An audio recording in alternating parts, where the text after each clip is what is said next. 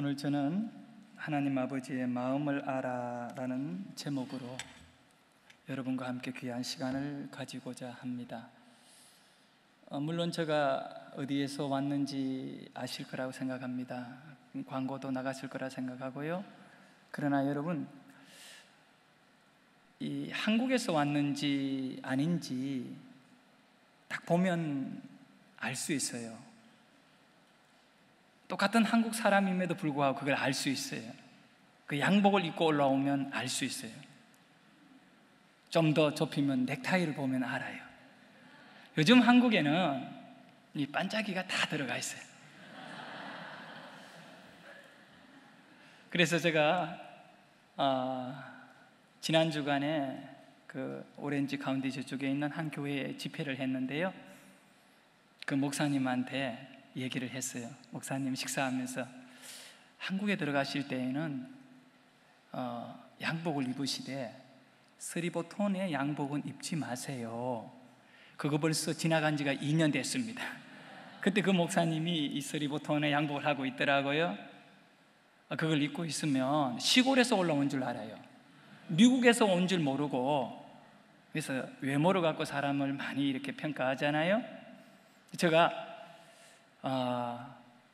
이 반짝이가 없는 걸 몇까 싶어서 찾아보니까 이 양복에 어울리는 넥타이가 우리 집에 하나도 없어요.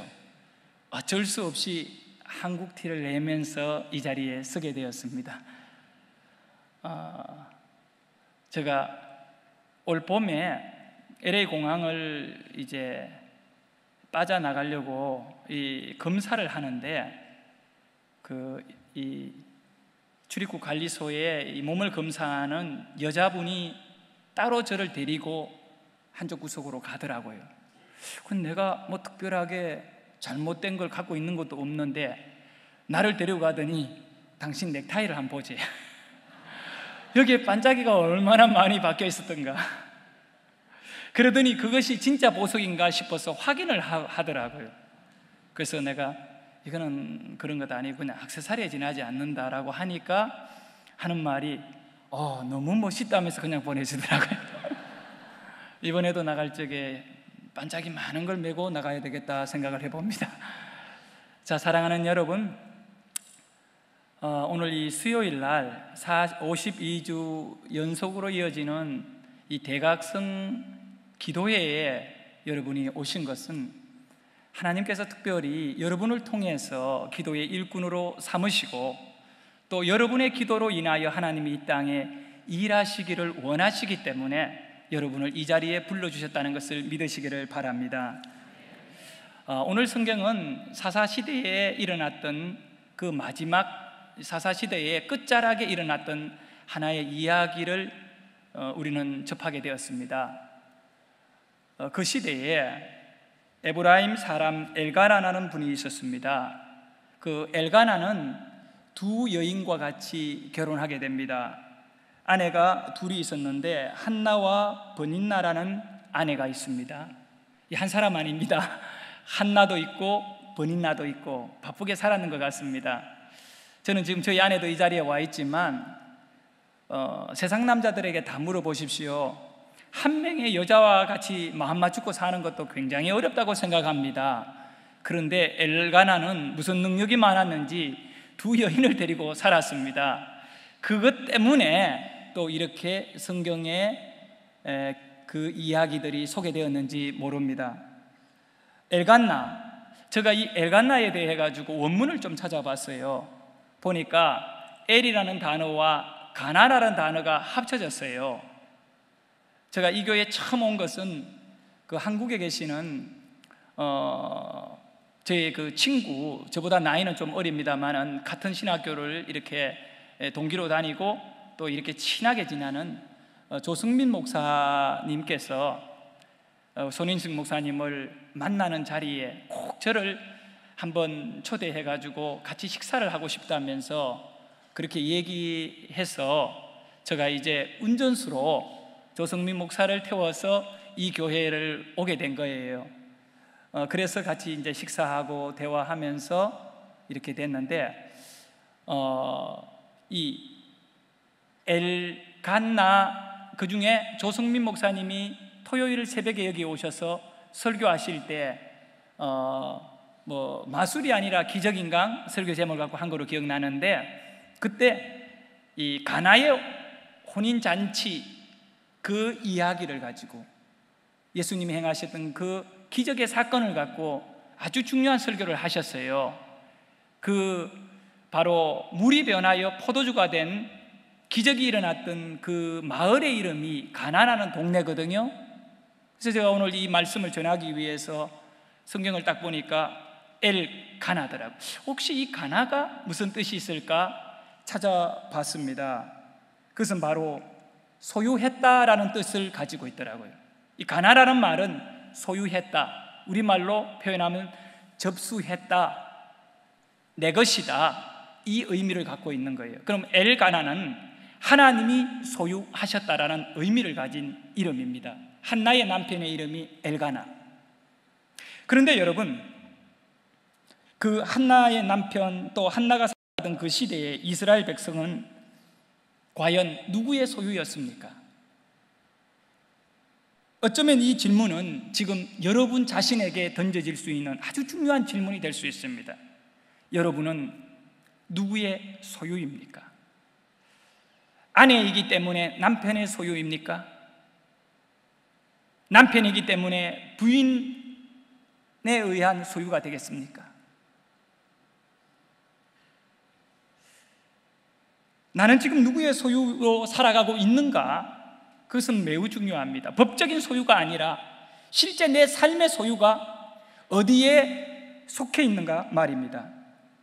사사시대의 특징은 사사기 21장 25절에서 너무나 잘 말씀해 주고 있습니다. 사사기를 마무리하면서 그때에, 바로 사사들이 살아갈 그 시대에, 그때에 엘가나가 살아가던 그 시대에, 한나가 살아가던 그 시대에 이스라엘의 왕이 없었으므로 사람이 각기 자기의 소견에 옳은 대로 행하였더라. 이 말을 한마디로 말하면 그들의 삶은 자기 생각대로 살았다는 것이지요. 누구에 의해서 터치받고 누구에 의해서 메인 삶이 아니라 내 기분대로 살았다는 것입니다. 내 생각대로 살았다는 것입니다. 내가 옳으면 옳고 내가 그러면 그런 것입니다. 그렇기 때문에 아내가 2명이든 3명이든 상관하지 않습니다. 내 생각대로 살아가기 때문입니다. 그렇기 때문에 그 시대에 제사장이었던 엘리가 제대로 영적으로 인도해 가지 못하고 그 자식들이 홈리와 비느하스, 이들이 타락하고 무너지고 하나님을 경멸하는 삶을 살고 있었지만 그 누구도 그들의 삶들에 대하여 이 일을 제기할 수 없는 것은 그 시대의 모든 사람들이 자기의 생각대로 살아가는, 하나님의 소유되기를 거절하고 자기의 생각대로 타락한 생각을 가지고 그것을 미천 삼아 살아가기 때문에 그 시대에 어쩌면 엘가나라는 이름은 어울리지 아니하는 이름이 될 수도 있다는 것입니다. 엘가나, 하나님께 속하였다. 사랑하는 여러분, 사람이 사실 다른 사람의 소유가 된다는 것은 본질적으로 어려운 거예요. 그러니 신앙이 무엇입니까? 하나님의 소유로 살아가는 거 아니겠어요? 믿으시면 아멘 합시다. 여러분이 왜 이 자리에 앉아 있나요? 하나님의 소유이기 때문에 앉아 있는 것입니다. 신앙의 가장 중요한 고백이 뭡니까? 내 삶이 당신의 것입니다라고 말하는 하나님께 내 삶을 드리는 것이겠죠. 그런데 우리 자신이 하나님의 소유가 된다는 것은 참으로 어려운 거지요. 그래서 이코로 신앙생활은 힘든 거예요. 결코 쉽지 않는 거예요. 왜냐하면 그것은 하나님의 소유로 살아야 되기 때문에 어려운 거예요. 이 부부싸움의 원인을 파고 들어가 보면 서로 주인하려고 하니까 그런 거예요. 서로 소유를 삼아서 끌고 가고 싶으니까 갈등이 일어나는 거지. 한쪽에서 포기하고 그 사람의 소유가 되어버리면 평안하게 가겠지요. 부모가 자식을 소유할 수 있겠습니까? 아니지요. 사실은요, 부모들은 자식들에게 끌려가죠. 하나님께서 여러분을 소유하고 계신다는 사실이 신앙의 뿌리이지 않겠습니까? 그런데 여러분 자신은 하나님의 지금 소유로 살고 있나요? 한번 돌아볼 필요가 있습니다. 저는 사실 이 하나님의 소유가 되기 때문에 목사가 된 거고 또 이렇게 이 자리까지 서게 된 것 같아요.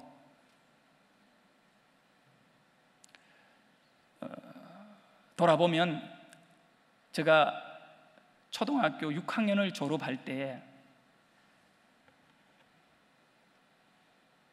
중학교를 어렵게 부모님의 허락을 받아서 가려고 준비를 했는데 선생님이 저를 부르더니 하는 얘기가, 저 이름이 김한옥이었어요. 그때 한옥아, 너 호적이 없으니까 중학교 못 간다 말씀하시더라고요.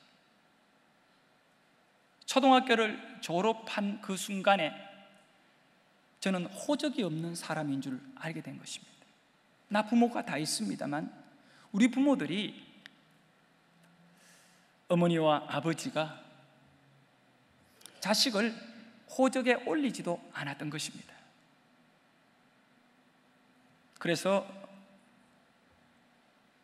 어머니에게 학교를 마치고 와서, 엄마, 중학교로 가려면 호적이 있어야 되는데 호적이 없어서 못 가니 어떻게 하든 빠른 시간 내에 호적을 좀 만들어 달라고 얘기한 거예요.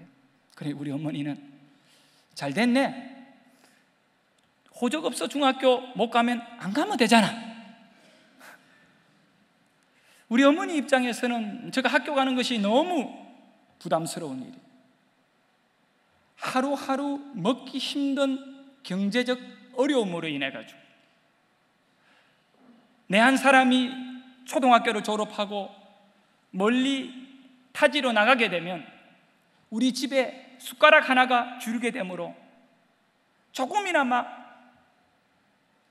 도움이 될 수도 있을 건데 끝까지 중학교를 다니겠다고 울며 불며 매달린 제 고집 때문에,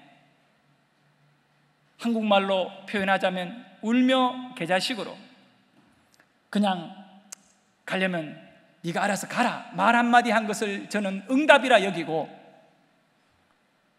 중학교를 가려고 했지만 더 큰 어려움은 호적이 없어서 중학교를 못 가는 거예요. 제가 중학교를 가고 싶어한 이유는 아마도 지금 생각해 보니까 우리 집 바로 앞에 교회가 있었는데 그 교회를 초등학교 4학년 때부터 우연치 않는 인연이 있어서 다니게 된 결과였습니다. 우리 가족은 아무도 제가 초등학교를 졸업할 때 교회를 다닌 사람은 없었지만 저 홀로 교회를 다니면서 내가 깨달은 것은 좀 배워야겠다. 배우지 않으면 제대로 하나님의 사람으로 살 수 없겠다라는 것을 깨달았는지 결사적으로 제가 중학교를 가기를 원했던 것입니다. 사실 저는요, 초등학교를 9살에 입학을 했습니다. 9살이에요. 우리 아들이, 막내가 지금 9살이죠. 막내가 9살인데 미국에 지금 3학년입니다. 저는 그 3학년 때 초등학교를 입학한 거예요. 어떻게 입학했느냐 하면 8살이 되었는데 한국에는 8살에 학교를 많이 보내거든요. 빨리 가는 애들은 7살에 가고 8살이 되었는데 부모님이 저를 학교에 입학을 안 시켰어요. 그래서 저 동네 친구들이 참 많잖아요. 시골에 같이 놀던 또래 친구들이 어느 날 갑자기 학교로 다 가버리는 거예요. 그 마을에서 보니까 나 동생들 빨밖에 없는 거예요.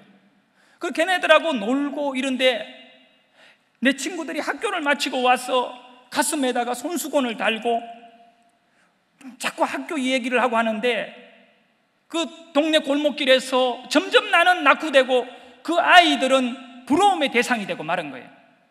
그 1년을 기다렸다가 그 다음 해 9살이 됐을 때는 도저히 이래서는 안 되겠다 생각하고 나도 학교를 혼자 가기 시작했습니다. 입학식이 시작되고 끝난 다음에 보니까 1학년 글자도 잘 모르지요. 저는 누가 가르쳐 준 적도 없으니까. 그 동네에 보면 나보다 한 살 적은 친구들이 1학년 교실에 들어가는데 아무 교실에나 들어가서 앉아서 그냥 있었어요. 출석을 다 불렀는데 마지막에 내보고 너 누구니? 묻길래 나 공부하고 싶어 와서요 라고 이야기했어요. 그러니까 네 이름이 뭐냐고 묻더라고 선생님이. 그래서 김한옥이에요. 그래 김한옥이라고 적었어요. 출석부 가장 마지막에 그냥 적어놨어요. 그래 적어놓고 그 다음 날 또 벌떡 일어나가지고 학교 가고 그 다음 날 또 일어나고 학교 가고. 그게 우리 어머니가 하는 말씀이 너 요즘 왜 이렇게 일찍 나가? 어디 가느냐? 며칠이 지났는데 다음에도 우리 부모는 내가 어디 간지 몰라요. 그래서 내가 한 얘기가 내가 지금 학교를 다니고 있다고 하니까 뭘 힘들게 학교를 다니느냐고. 조금 커서 도예지 가서 취직이나 하면 되지. 그렇게 시작한 학교 생활은 6년간 제가 아파가지고 소아마비가 와서 죽었다가 살아난 경험이 있습니다. 그때 빼고는 단 하루도 내가 결석을 하지 않았던 이유는 내 스스로 찾아간 학교이기 때문에 내가 무슨 일이 있어도 내가 학교 공부는 못했지만 결석은 하지 않고 다녔던 이유가 너무 어렵게 들어간 학교였기 때문에. 결국 저는 초등학교 6학년 졸업할 적에 제가 몇 달간 아파서 학교를 안 다녔지만 원래 이 교적도 없는 저였기 때문에 교적이 나중에 만들어졌기 때문에 6학년 졸업식에 보니까 6년 객원상이 저에게 주어지더라고요. 1학년 9살 때 소마비 아파서 학교 안 간 것은 아예 그게 없더라고요. 그리고 이제 초등학교를 졸업하고 중학교 가는데 더 어려움이 생긴 거예요. 사랑하는 여러분, 여러분에게는 전혀 문제가 되지 않는 초등학교 입학, 여러분에게는 전혀 문제가 되지 않는 중학교 입학. 그런데 나에게는 왜 이렇게도 힘든 여리고성과 같은 장벽이 되고 있습니까? 여러분, 인생은 다 똑같지가 않아요. 모양대로 다른 거예요. 그러나 그 모양 속에 보면 하나님의 심오하고 막측한 비밀이 들어있다는 것을 오늘날 내 삶을 보면서 내가 깨닫게 되는 것입니다.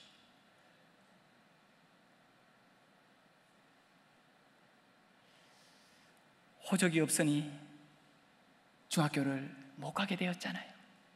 그런데 제가 그 어린 나이에 지금 중학교 못 가면 다 끝난 줄 알고 저는 호적이 필요한 이유가 단 하나밖에 없었어요. 중학교 가야 되니까 필요한 것이었어요. 그래서 저희 아버님이 알코올 중독자이신데요, 제가 어릴 때 이미 알코올 중독자였기 때문에 매일 술을 드시지 아니하면 살 수 없는 분이셨어요. 그래서 그 학교를 마치고 집에 오면 저희 아버님이 술을 드시고 굉장히 늦게 들어와요. 달리 직업이 있는 것이 아니에요. 매일 술만 드시고 노는 분이셨어요. 있는 재산 없고요. 저희 어머니가 행상을 하시면서, 여러분 행상이라는 것은 조그마한 이 상자 바구니에다가 계란 몇 개를 삶고 그곳에다가 이제 또 사과를 몇 개 이렇게 얹어서 그걸 이고 시골에 지나가는 버스가 정류장에 서면 하루에 그거 차도 많이 안 다녀요. 그 버스 정류장에서 여행객들에게 배가 고프니까 계란과 사과를 파는 일이었어요. 하루 종일 팔아봤자 계란 한 판 많이 팔면 두 판 이상 못 팔아요. 그 수입을 가지고 우리 가족들을 전부 먹여 살려야 되는 어머니였어요. 가족들 먹는 것만 아니라 저희 아버님의 술값이며 또 우리 아버지가 술만 좋아하는 것이 아니라 노름도 굉장히 좋아하셨어요. 우리 아버지가 알코올 중독자가 된 가장 큰 이유는 노름으로 모든 재산을 탕진해버렸기 때문에 저희 아버님의 가슴 속에는 더 이상 재기할 수 있다, 회복할 수 있다라는 그 비전을 잃어버리고 타락해버린 거예요. 이런 얘기해서 죄송합니다만은 저희 아버님은 17살에 저희 어머님 19살에 결혼한 거예요. 17살과 19살이 결혼한 거예요. 우리 학생 앞에 앉은 학생 몇 살이에요? 중간에 덩치가 크니까 내가 물어보는 거예요. 12살. 앞으로 4년이 있으면 12살이 17살이 되려면 5년 있으면 장가 가야 돼요. 네, 그것 때문에 이야기한 거예요. 왜 아버지가 17살에 장가를 갔느냐 하면 저희 할머니가 암으로 인하여 돌아가시게 된 거예요. 근데 저희 할머니 되시는 분이 어떻게 하셔서 그런지 아주 재산을 많이 가지고 계셨어요. 근데 그 큰 재산을 독자인 저희 아버지에게 넘겨야 되는데 이 17살 된 이 외동 아들이 그 재산을 맡아가지고는 도저히 답이 없잖아요. 친척들이 가까이에 살고 있지만, 그래서 면허를 보고 가정을 만들어 두고 이 가문의 재산을 지키게 만들고자 17살과 19살인 아버지 어머니를 그 이웃 동네에 가서 이렇게 19살 처녀를 부잣집에 며느리로 받아들이게 된 거예요. 그리고 우리 아버지가 19살에 결혼하고 이듬해 우리 큰형님을 낳았어요. 그러니까 나중에 우리 큰형님하고 아버지하고 같이 다니면 얼굴이 비슷하니까 형제인 줄 알고 전부 다 그래요. 근데 저희 아버지가 문제는 너무 일찍이 어린 나이에 어른이 된 거예요. 너무 일찍이 어른 된 거예요. 그래서 동네에 있는 어른들이 저희 아버님에게, 야, 자네도 어른이니까 술 먹어. 그게 얼마나 좋아요. 그게 술 먹고 또 노름을 가르쳐가 노름을 하니 얼마나 재밌어요. 그게 노름하고. 그렇게 딱 10년을 하고 우리의 그 어마어마한 재산을 완전히 탕진해버린 거예요. 그리고 고향에서 살 수 없으니까 아버지가 저가 태어나서 3개월 100일이 딱 되었을 때 피덩거리 저를 안고 저 위에 3명의 형님, 2명의 형님과 누님이 한 분 계셔요.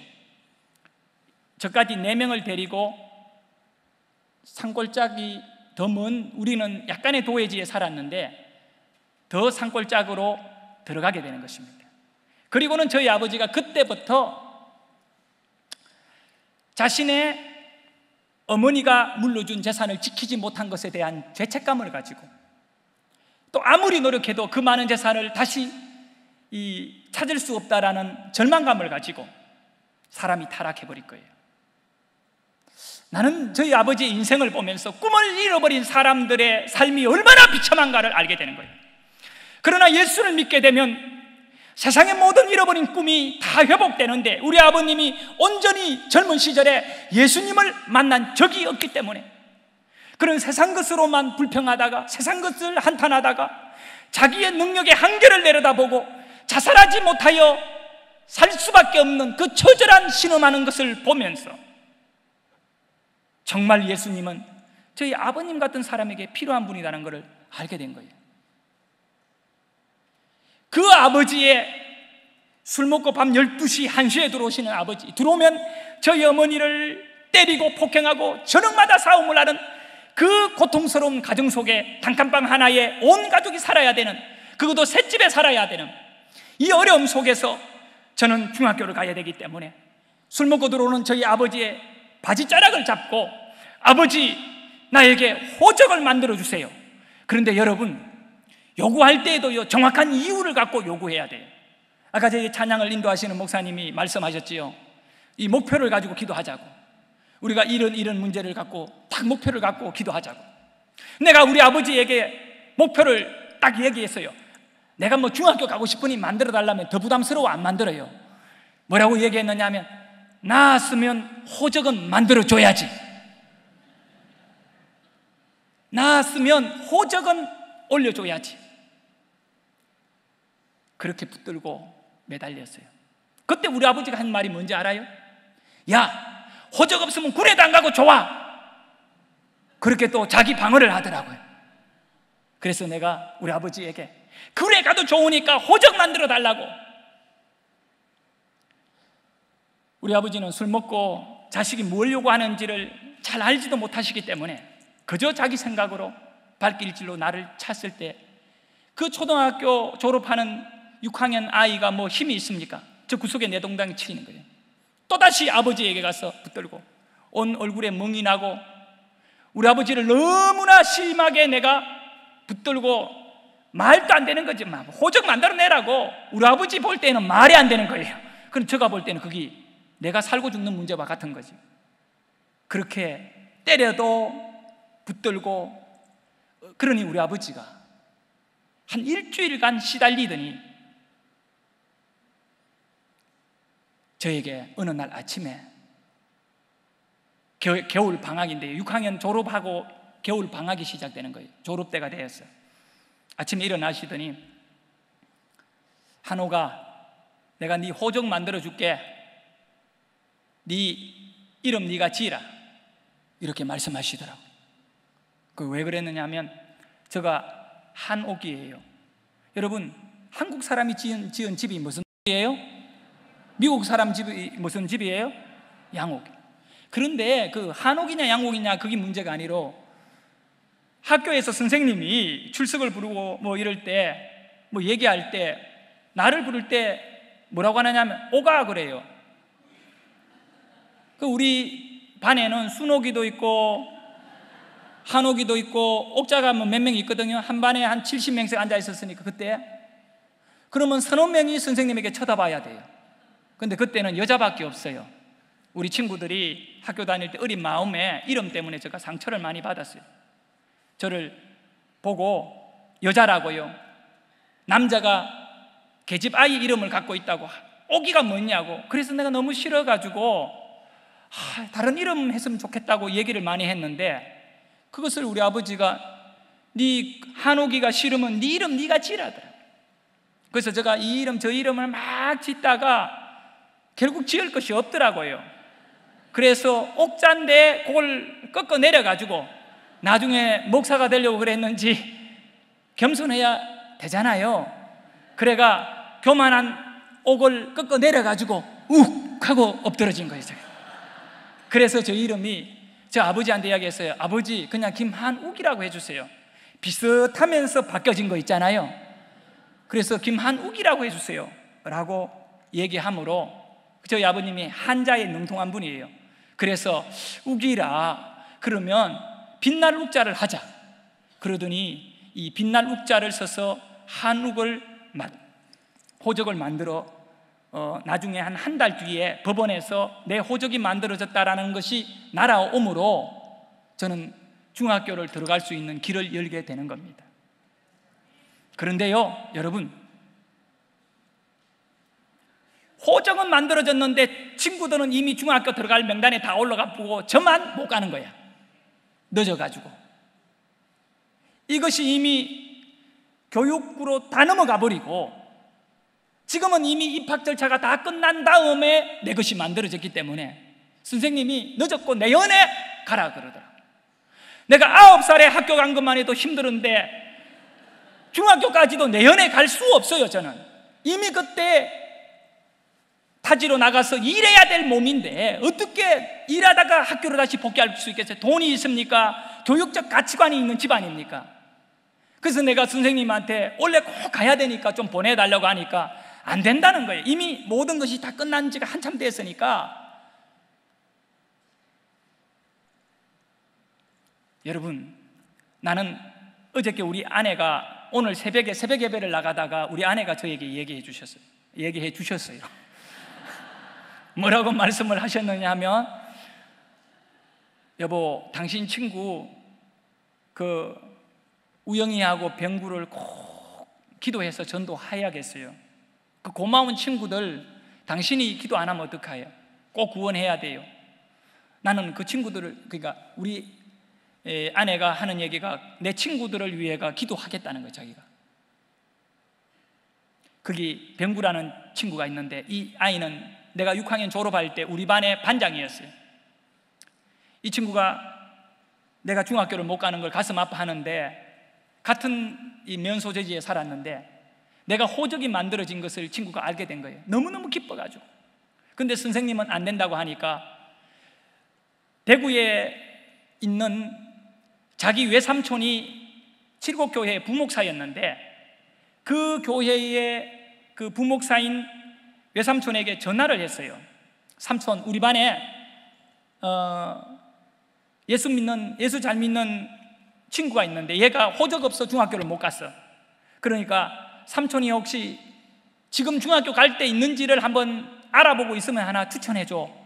그렇게 그냥 그때 전화가 없을 때인데 어떻게 전화를 해서 외삼촌에게 부탁하는데 그 목사님이 그냥 넘어가지 않고 그거를 또 다 찾아본 거예요. 그 우리 하나님께서요, 내가 그 친구에게 뭐 진지하게 부탁한 것도 아니고 또 그 친구가 외삼촌에게 얘기하더라도 한 교회 부목사로 있는 그 외삼촌이 자기 일도 바쁠 건데 그 마음을 써줬다는 것이 하나님이 중간에서 일하시는 것 같아요. 여러분은요, 인생을 살다가 여러 가지 난관을 만날 때 누가 나를 위하여 일하지 않는 것 같이 보이지만 돌아와 보니까 철저하게 일하고 있다는 것을 알게 돼요. 그 목사님이 여기저기 학교를 조사를 쫙 해서 유일하게 그때 3월 가까이 되었을 때 학교가 아직도 정원을 채우지 못한 학교가 하나 딱 있던 거예요. 딱 하나. 그 학교가 어디냐면 대구에 있는 경북체육중학교라는 곳에 미달이 된 거예요. 왜 미달이 됐느냐면 특기생을 뽑는데 그 학교가 요구하는 이 특수한 그런 자질을 가진, 운동의 자질을 가진 애가 없는데 그 부분이 뭐냐, 육상 부분에 결혼이 생긴 거예요.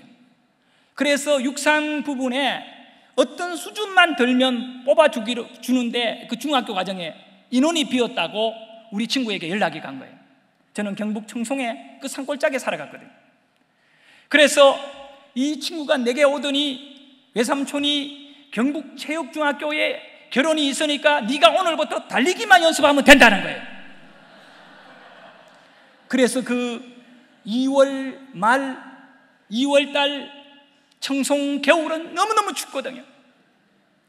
그 얼음바닥 운동장 위에요, 눈이 하얗게 쌓인 그 운동장에서 그 친구하고 내하고 맨날 뛰기 시작합니다. 아침 먹고 뛰고 점심 먹고 뛰고 집에 가서 자고 그 다음날 아침에 또 뛰고 오전에 뛰고 오후에 뛰고 맨날 며칠을 뛰었어요. 그런데 뛰는데 문제는 원서는 내놓고 뛰어야지 우리는 그냥 뛰었어요. 모르고 운동장에서 둘이 막 뛰고 있는데 손병구라는 이 반장 친구는 준비 땅 하면 저 앞에 가요.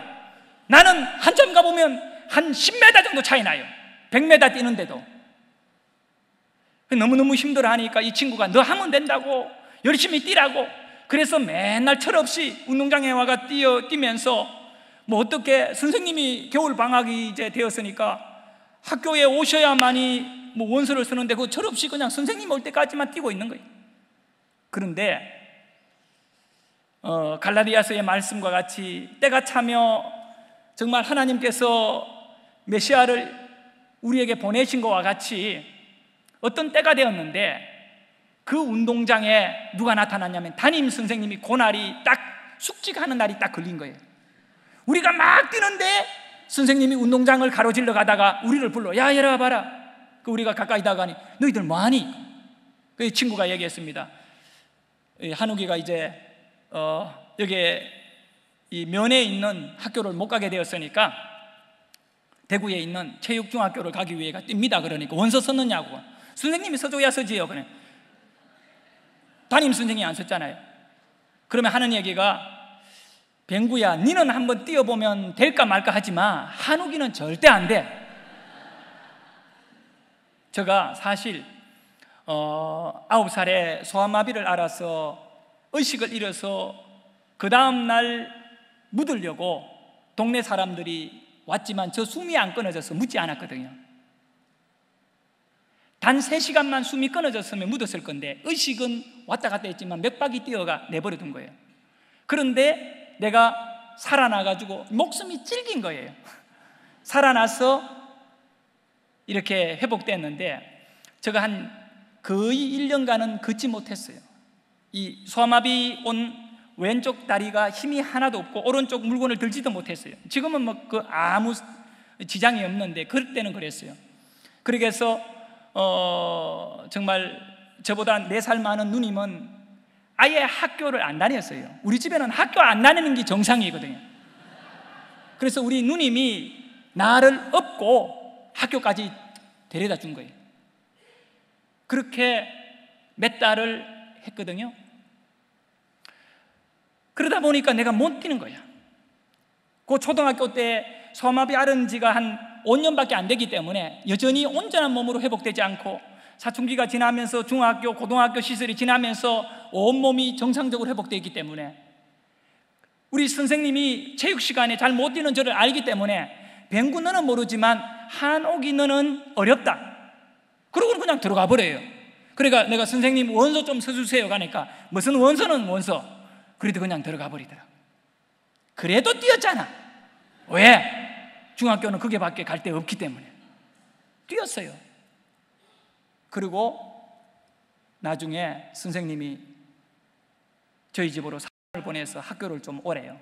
제가 갔더니 우리 선생님이 중학교에 갈 수 있도록 본인이 탄원서를 넣어서 만들었다는, 그러니까 너 중학교를 가면 된다고 연락이 왔어요. 저는 뭐 교복도 하나 없고 가방도 없었어요. 저희 어머님이 이웃집에서 그 중학교 3학년 졸업한 형이 다 떨어진 교복 벗어난 거를 얻어와가지고 구워매서 저를 입혀서 중학교를 보내는데, 제가 중학교 첫날 학교 가는 날 저는 대한민국의 대통령이 된 것과 같은 그 말할 수 없는 감동이 있잖아요. 모자, 교복은요 놀던 중학교 3학년 졸업생이 건데 통바지에다가 모자는 공군 창같이 만드는 거에다가 내가 그거 입고 학교를 가니까 3학년인 줄 알고 2학년들이 인사를 따거든. 보니까 여기 1학년 배지가 달려있거든요. 야 임마 이리 와봐라 그러더라고요. 그래서 내가 갔어요. 가니까 너 이거 복장이 뭐냐 그래. 내가 이야기했어요. 제가 교복이 없어가지고 졸업한 누구누구 거를 빌려 입고 와서 이렇습니다. 가니까 당장 내일부터 벗고 딴 옷 입고 오라고 두드려 패더라고요. 그 다음날 또 맞고 그 다음날 맞았는데 모자도 못 갈고 옷도 못 갈았어요. 왜? 없었기 때문에.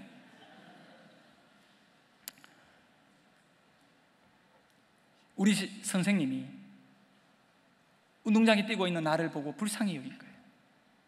교무실에서 운동장을 내려다보고 아마 불쌍히 여긴 것 같아요. 쟤를 위해서 내가 한번 노력해보자. 돈 들어간 것도 아니고, 그래서 청송교육청에다가 연락하고 이렇게 해서 중학교로 갈 수 있도록 어떻게 만들었나 봐요. 법적으로는 안 되는데 그렇게 해서 중학교를 갔어요. 내가 그 추운 2월 달에 얼마나 운동장에서 뛰고 고생을 했는지, 몸도 별로 약한 저가 그 추위에서 뛰다가 독감이 걸려버린 거예요. 중학교 1학년 4월 달 경대여가지고 학교 입학을 막 해가지고 너무너무 아파가지고 학교를 며칠 못 나갔어요. 집에서도 병원에 들어가고 있는 거 없어요. 살려면 자기가 기가서라도 보건소에 가야 돼요. 못 알아듣습니까? 기가서라도 기어서라도 가서 보건소에 가서 치료를 해야 돼요. 우리 아버지, 우리 어머니는 어머니는 그냥 나가버리고 장사하러, 아버지는 술 먹고 그 몸이 아파가 열이 막 펄펄 한 40도 가까이 올라오는 저를 야 가서 술 사오라 그러고, 나는 정신이 하나도 없는데, 그러다가 내가 스스로 이러다 내가 죽겠다 싶은 생각이 들어서 저희 집은 국가로부터 큰 혜택을 받았어요. 너무 극빈했기 때문에 의료비 전액 면제했거든. 노란 카드 큰 거를 하나 들고 가면 돼요. 혹시 한국에서 가난하게 살아는 사람은 알 거예요.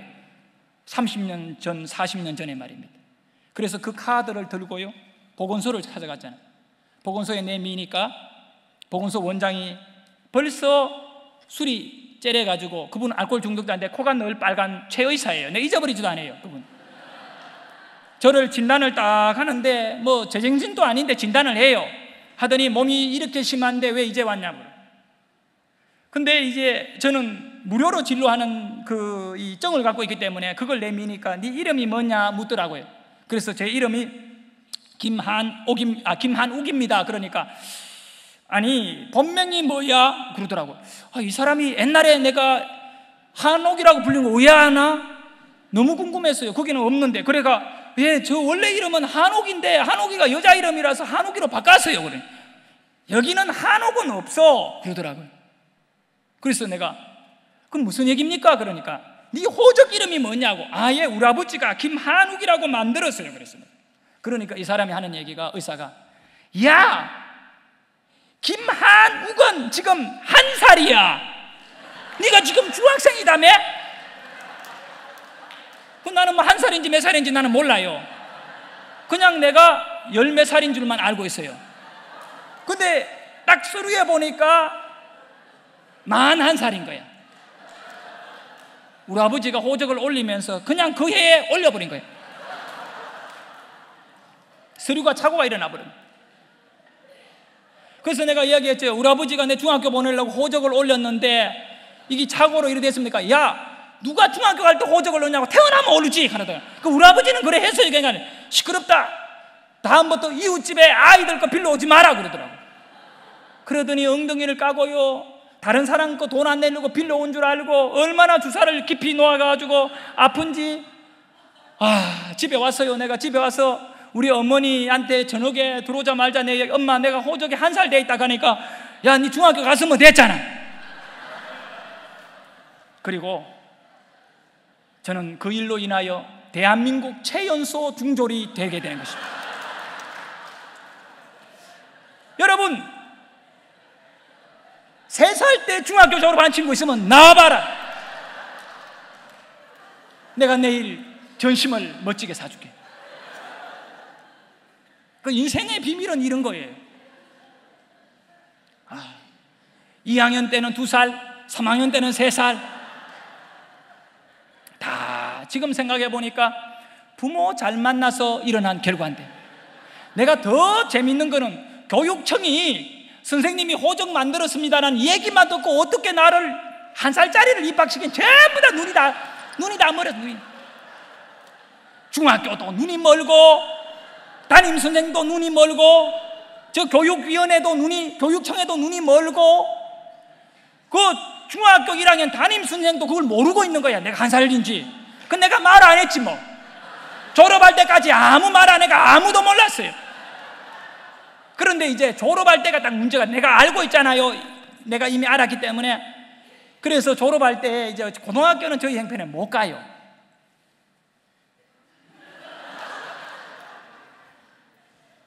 우리 목사님이 5분에 마치라 그랬어요. 너무 중요한 얘기를 좀 해야 되는데, 이 중요한 얘기를 여러분끼리 듣게 하는 것이 하나님이 너무 안타까워가지고 다음 수요일도 제가 하게 되거든요. 지금 이 이야기는 서론이 지나지 않아요. 본론에 들어가면, 제가 그 영상 만들면서 이야기했는데, 저는 선언으로 나중에 이제 이 가정의 너무 불우한 환경 때문에 마도로스가 됩니다. 그리고 그 바다에서 하나님이 나를 물에다가 던져버렸어요. 요나같이. 그래서 내가 이 목사가 되거든요. 여러분, 이거는 그냥 들어오던 얘기가 아니라 바다에서 죽었다가 실질적으로 내 의지와 상관없이 해변가로 몸이 밀려나와 살아난, 그리고 거기에서 깨어나서 하나님의 종이 되기로 약속한 대로 목회길로 나이가 너무 늦게 가가지고 내가 고등학교를 20몇 살에 들어갔나? 6살에 고등학교를 들어갔어요. 중간에 중학교를 졸업하고 이런 인연이 있거든요. 그런 이야기를 여러분 혼자 들으니까 아쉬우니까 자식들 좀 데리고 와가지고, 요즘 우리 자식들이 얘네들 진짜 잘 나왔어요. 이 자녀들이요, 영성을 회복해야 되거든요. 하나님이 내 인생을 어떻게 쓰시는가를 눈으로 볼 수 있는 그런 믿음이 열려야 되는데, 요즘은 부모가 가자니까 교회 나오고 자기 믿음이 아닌 아이들이 너무 많잖아요. 그래서 아쉬우니까 하나님께서 요게까지 하고 중단하게 하시는 것 같아요. 여러분, 굉장히 행운이에요. 왜냐하면 내가 미국에서 어느 한 교회에서 그 부흥회를 했는데, 첫날 목사님이 내한테 시간을 얘기 안 하는 거예요. 저는 시간 얘기 안 하면 내 하고 싶을 때까지 하거든요. 그 얘기는 내 하고 싶을 때까지는 성령이 인도할 때까지 하는 거예요. 3시간을 설교했어요. 그런데 사람들이 자리에서 일어나지를 않았어요. 여러분, 내가 여러분에게 지금 하고 싶은 얘기가 딱 하나 있어요. 우리 하나님은 하늘에 계시지만 어린 그 소년이 하나님을 만났고 그 하나님을 의지하고 인생을 열어가는데, 우리 하나님은 하늘에 계시지만 내가 겪고 있는 호적도 없고 처절하게 가난한 그 골짜기 속에도 내 하나님이 있었다는 거예요. 여러분은 위로만 쳐다보고 하나님 뭐 하십니까? 라고 말하지 말고 그 처절한 바닥에서 나를 기다리고 계시는 그 하나님을 보라고요. 그리고 그 하나님의 힘을 받아서 오늘 여러분이 겪고 있는 험난한 이 민생활의 삶을 승리하시기를 주의 이름으로 축원합니다. 이 시간 우리 같이 한번 하나님께 기도합시다.